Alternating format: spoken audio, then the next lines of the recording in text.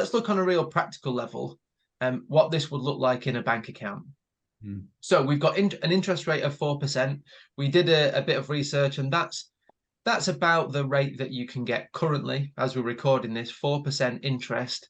If it's if you can access your money at any time, if you're willing to lock your money away for 3 years, that interest rate, you might get 5%, a little bit higher, but you've got to lock it away for 5 years. We don't like that idea. We like to have access to our money. That's ours. We can do what we want with it. So let's go with 4%. And the official inflation figure is around 7% at the moment.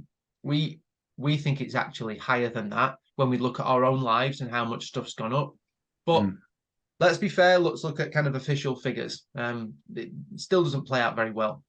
So let's imagine you've got £10,000 in a bank account, and you put it in there and you leave it for a year.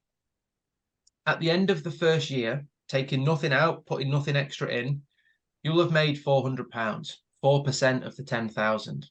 So the cash figure that you would see in that bank account is 10,400. Okay, that's the interest part. Underneath the line, we'll look at the inflation part. So we take that 10,400 and we take off 7%. 7% is 728, which leaves you with 9,672.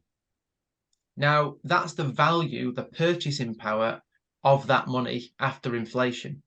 It's the true value, isn't it?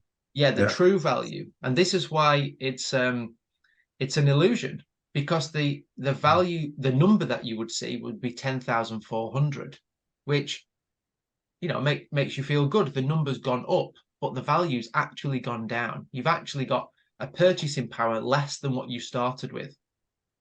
And it's clever. Like James said, it's set up this way. If you saw in January, you put £10,000 into an account, and then in February, you saw that number had gone down, and you say, well, I've not taken any money out. Who's taken money out of my account? Like, who's stealing money? And in March, you saw it go down a bit further. There'd be uproar. People would be asking questions. So they think, well, how can we do that how can we take the value without changing the number? In fact, even better, let's increase the number.